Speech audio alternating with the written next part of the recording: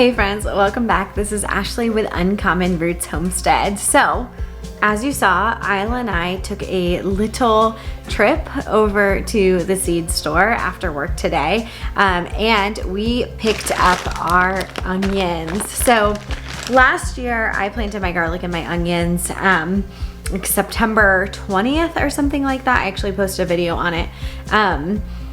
And I loved it. It was my first time growing onions through the fall and the winter, and I loved getting my garlic in the ground so early because I was able to harvest so much earlier, and we got a great crop.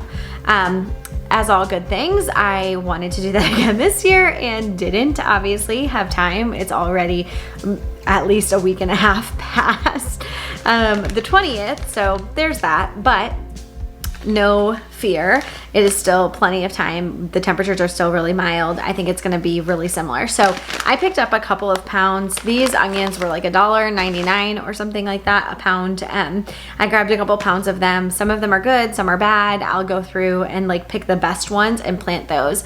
We're actually over at the land. Kevin cleared out a couple of rows where we had the squash, and he's getting that prepped. We have some compost being delivered next week, and we went with a compost sand mix this time that I think is going to be really good. It's all organic. We found a new company to deliver to us, so fingers crossed. We are going to do a soil test on that to make sure it's what we want going into the spring as well, and if we like it for the garlic and onions, then we'll go ahead and order that in the spring. So what I'm gonna do is keep these onions in this bag. You don't have to plant onions right away. I had the best intentions on ordering onion sets, and these are called sets. So onions you can grow from seed or from set. And there are long day and short day varieties. So what you want if you're going to be growing through the fall and winter are short day varieties, which mean they grow when the days are shorter. Long day varieties require long days, lots of sun, and so those really aren't going to grow well through the winter unless you're in a warm zone. So in my zone, short day varieties are going to be better. Usually long day varieties store better, and so growing these short day variety yellow onions through the winter, they're not going to store as long into the spring, but what we found this year is that they lasted us a pretty long time. I would like to order and do some long day varieties through the summer next year so that we have onions through the winter. Right now we're just supporting a local farm who did that since I didn't, and we bought our onions that'll last us through the winter, so we already have those here on hand. So because I didn't have the foresight to order in time, I just went to the local nursery, like I said, and picked these up. These are going to be those short day variety yellow onions. They're not going to store very long, but again, they're going to get us far enough. And my goal in planting so many, I mean, this is a pretty big bag of onions. My goal in planting so many is that I'll have enough to dehydrate and create an onion powder as well. So that's my plan with the onions. I held off and did not purchase anything else other than a pink mum that Isla was just in love with.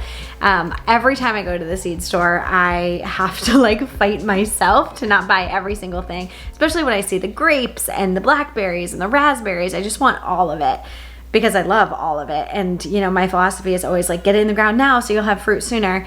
But there's a lot of work that needs to be done on the land before we do that. So I am not going to be planting these onions today. I will bring you along with me when I do plant these onions, but I figured while we're here at the house and I already have you, I would take you down and show you some of the peppers, as long as you don't judge our current garden here. This is by no means, I don't even consider this part of my garden this year, but we do have some plants growing. So let's head outside and I'll show you what's up.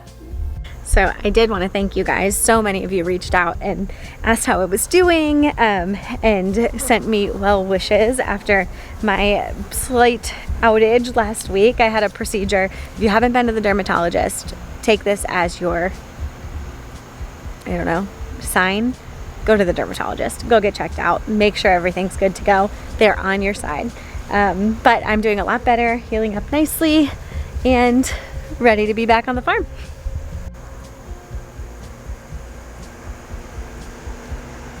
All right, so this wild jungle. Oh, and something is in there. Oh my gosh. There's an animal in there.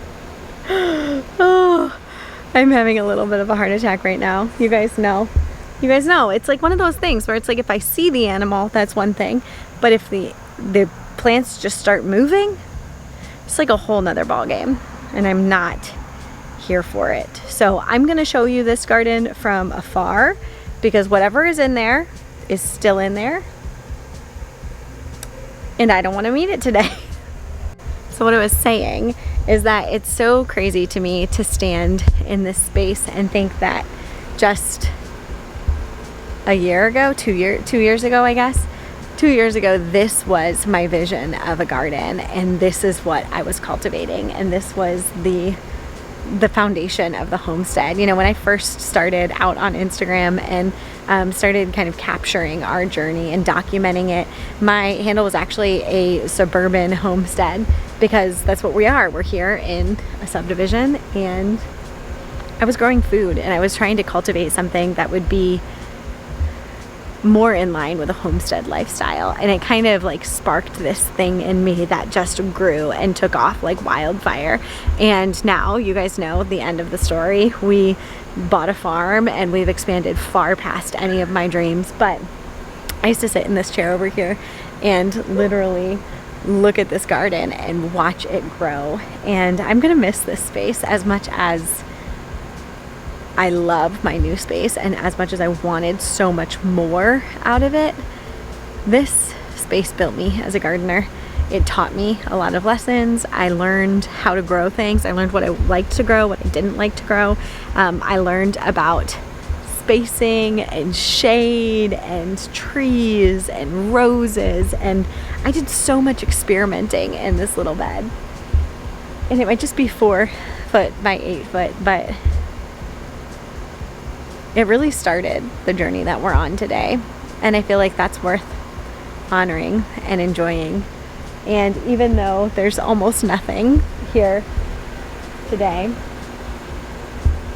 this space was good to me, and I want to be good to it. And so before we leave, before we, sell our house and take that final step into the farm and the homestead, we want to take some time in this space and really clean it up, give it the position that it deserves here in this yard, and hope that the next owners will enjoy it as much as I did.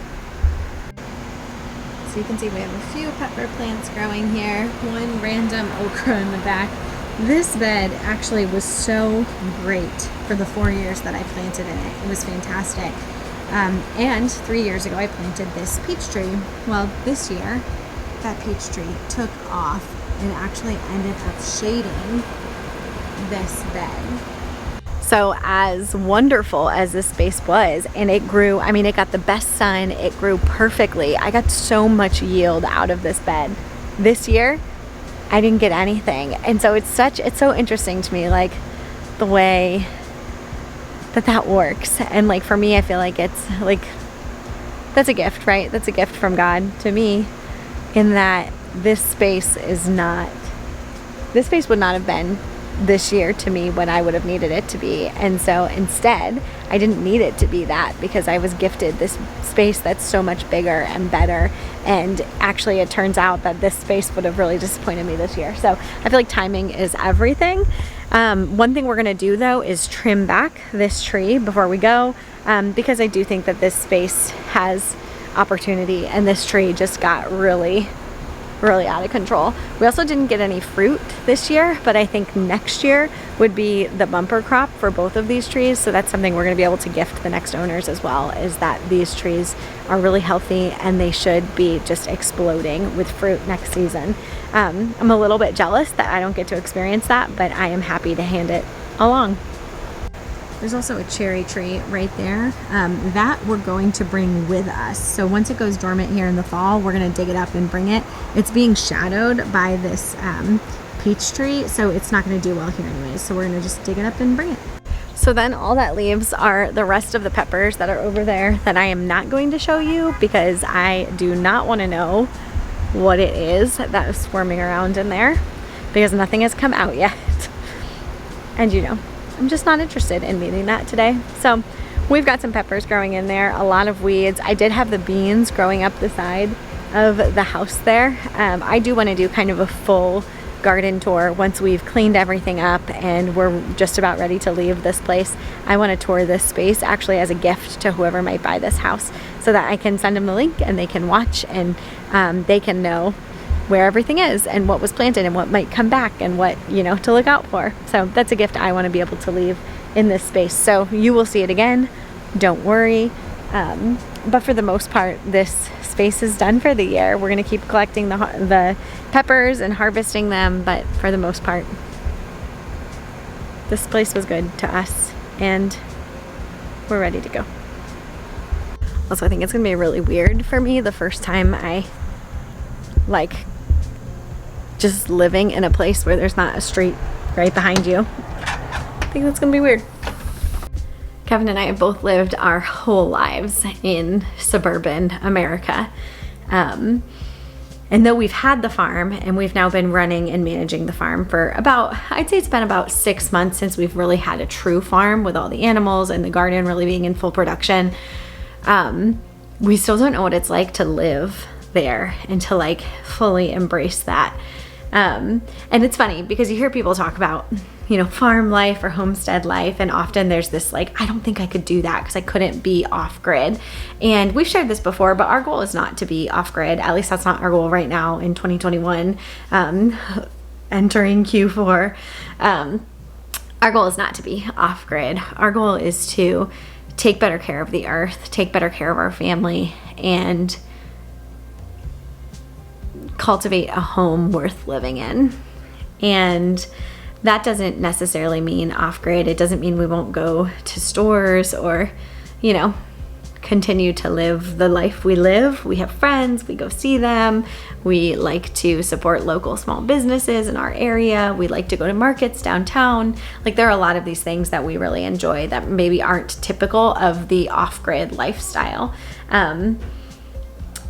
But I am excited to just be that much closer to nature and creation, and to be able to spend the still of the day in the place where that stillness is felt the most.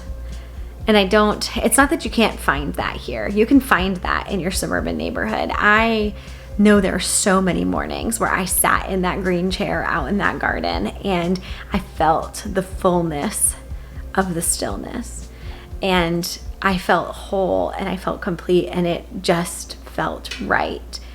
And that's kind of what we're all pursuing. I think it's what we're pursuing.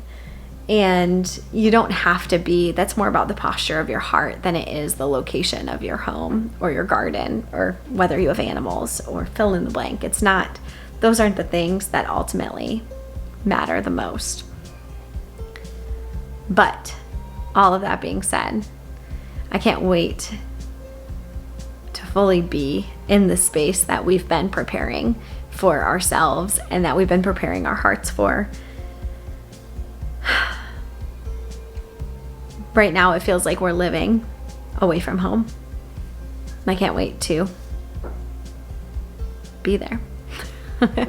But there's a lot to do before then. And that's okay. We're enjoying each season as they come.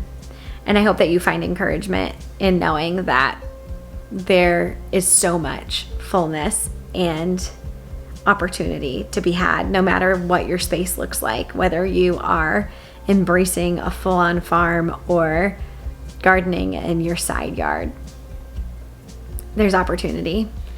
And my hope for you is that you find a place that you want to be, and to always welcome you into mine. Friends, thank you for joining me in the seed store, in the garden. You always have a space here. Until next time.